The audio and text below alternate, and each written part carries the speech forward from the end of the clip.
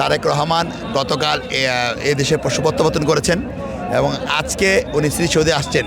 এটা ঢাকা 19 সাভার আসলে এবং সাভার পৌরসভার সমস্ত নেতৃবৃন্দ, সাথে সাভার ঢাকা 20 ধামরাই পৌরসভার সমস্ত নেতৃবৃন্দরা এখানে এসেছেন।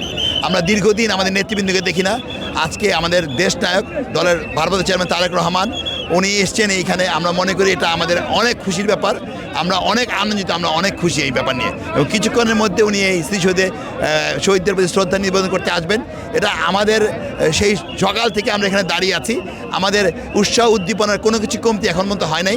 আমরা যতক্ষণ তারেক রহমান আমাদের দলের ভারপ্রাপ্ত চেয়ারম্যান না আসবেন সে পর্যন্ত আমরা এই স্মৃতিসৌধে অবস্থান করবো ইনশাল্লাহ, তার জন্য। ঠিক আছে, আমরা গতকালকে আমাদের দলের ভারপ্রাপ্ত চেয়ারম্যান জনাব তারেক রহমান সাহেব বাংলার মাটিতে পা রাখছে।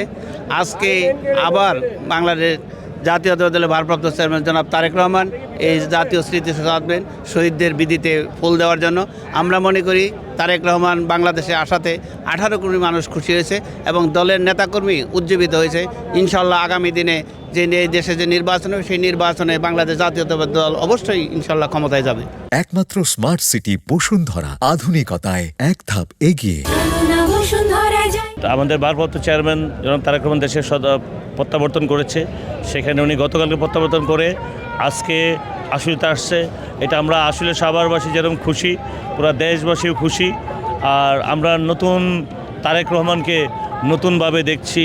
ওনার দেশপ্রেম আপনারা গতকালকে দেখেছেন, উনি প্রথমেই দেশে নেমে দেশের মাটি স্পর্শ করে নিজেকে ধন্যমন্য করেছেন। তারপরে আমরা নতুন তারেক রহমানকে আবিষ্কার করেছি।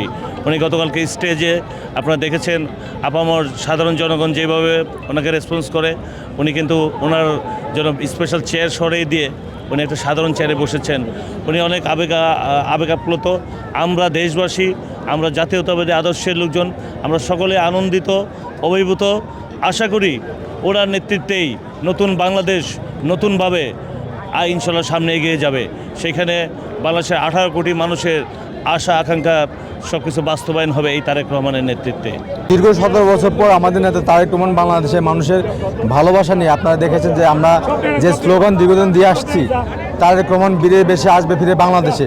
ভাগ্য মানুষকে কোথায় নিয়ে যায়, মহান রাব্বুল আলামিন আজকে আমাদের নেতা তারেক রহমানকে কীভাবে বরণ করে নিয়েছে। আপনারা দেখেছেন গতকাল 1,10,00,000 লোকের সমাবেশের মধ্য দিয়ে তারেক রহমান বাংলাদেশের মাটিতে ফিরে এসছে এবং এটাই প্রমাণ করে যে আল্লাহ যদি কাউকে সম্মানিত করে তাহলে মানুষ তাকে অসম্মান করে রাখতে পারে না।